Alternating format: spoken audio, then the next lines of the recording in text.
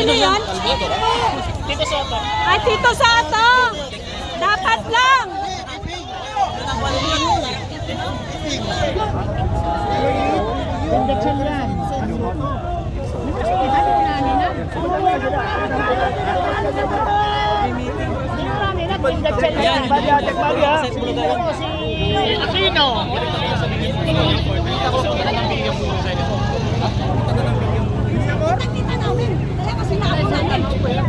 Hindi kayo dito sa korte natin magreklamo.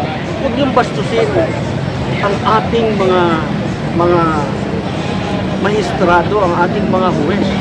We have very good judges and justices. Okay? Sir?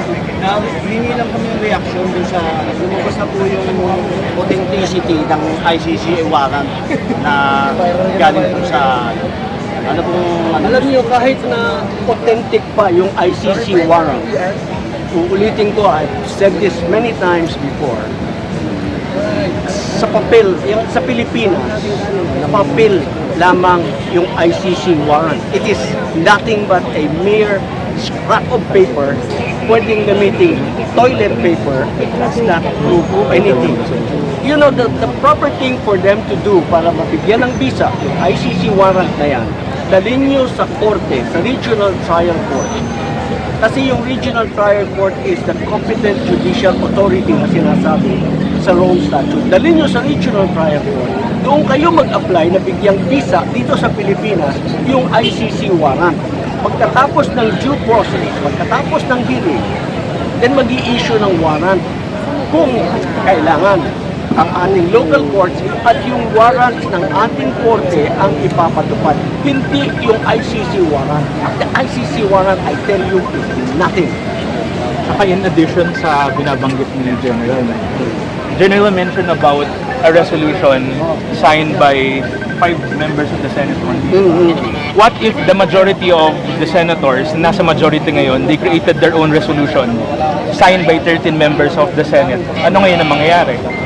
May pinirmahan ngayon, may ginawa si 5 senators from the minority, may ginawa ngayon si majority na 13, which is technically, yun yung tinitig, kasi number games pa rin ang resolution, General, di ba? Actually, yung kanyang protective custody was approved by majority of the Senate. Okay? Ito, sabi ko nga, palaging misleading ang ginagawa nila. They want to mislead the people because there are still, meron pa tayong mga kababayan still addicted to their life.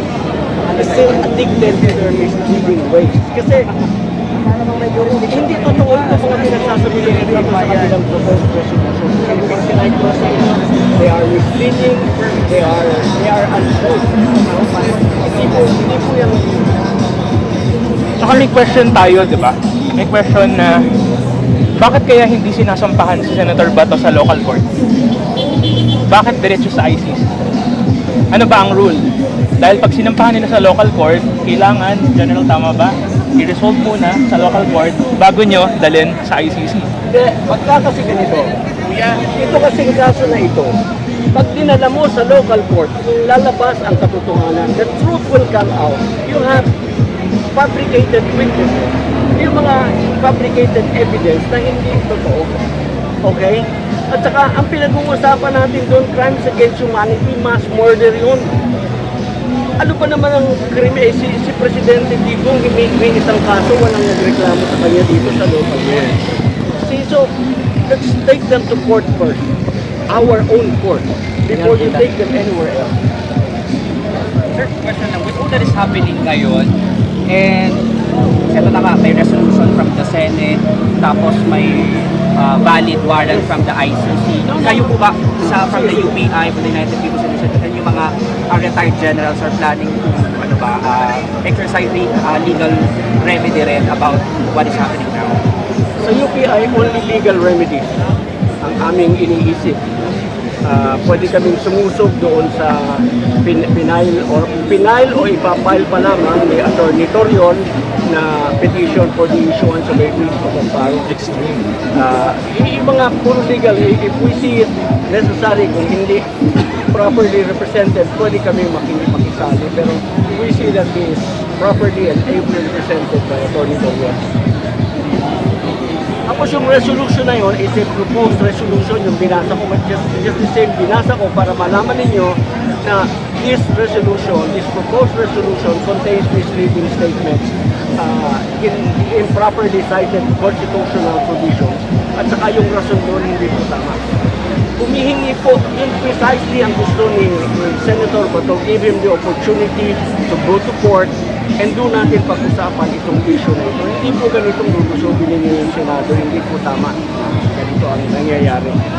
Kung sinusunod po nila ang patakaran, sinusunod nila ang batas, wala pong ganitong way. Maayos lamang po. Marami po ba, sir, ang mga kapwa niyo, retired general din who oppose this, what is happening? Marami. Will release the Halos lahat sa core ng UBI sumusuporta doon sa sinabi ni General Javier Garcia. Dahil nga para sa ating mga kababayan, napakasimple lang ito.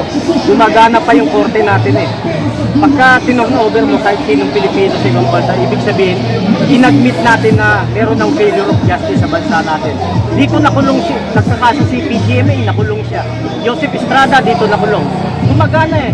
Willing si Senator Bato na makulong sa Pilipinas. Willing siya na magpakulong basta merong guarantee yung state na dito siya hihiringan, dito siya hahatulan.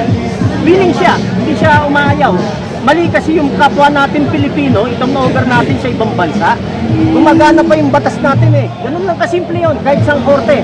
At sana nananawagan tayo sa Supreme Court na yung sulat ni Atty. Torion ngayong araw is katigan nila. At doon nakapaloob lahat ng paliwanag na gumagana pa yung korte. It's about time for our Supreme Court na magbigay na ng kanilang final words dahil sila naman yung arbiter ng batas natin eh. So sila lang ang kakatigan natin at naniniwala ang UPI sa wisdom ng ating Supreme Court. So ulitin ko, simplified lang yan, gumagana pa ang batas sa atin. Maraming mga ex-president na kulong, nahatulan sa bansa natin. So yung pag-turnover mo ng isang presidente at saka sabi nga ni General Kita, hindi na to usapin about kay Bato eh. Kasi pag hinayaan natin, kahit ordinarong citizen, pwede nang dalhin sa ICC. So hindi natin pwedeng hayaan to. Kaya ang UPI, we are not standing for personality. We are standing dun sa constitutional rights na meron tayo at ipapakipaglaban na natin to. Yung tanong mo kanina, kaibigan, marami bang mga retired generals at mga officer ng PAP, PNP na sumusuporta sa atin? Yes! At darating ang tamang panahon na lahat ng legal remedies gagawin natin kahit saan pa ito umabot at hindi natin hahayaan kahit kami pa ang mag-guide kay General Bato basta sisiguraduhin ng state na dito siya hihiringan, dito siya paparusahan kung siya nagkasala at kung hindi kaya ng korte natin na maparusahan siya, that is the time pwede sila mag-seek ng remedy outside. Pero gumagana pa ito eh, bakit natin tutong-over siya? Na akong madulas kanina eh. Ano ko na sabihin, hindi lang salita.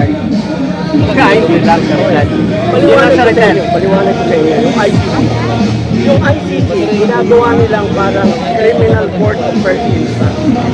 Sa provision po ng Rome Statute, yung ICC is the court of last resort.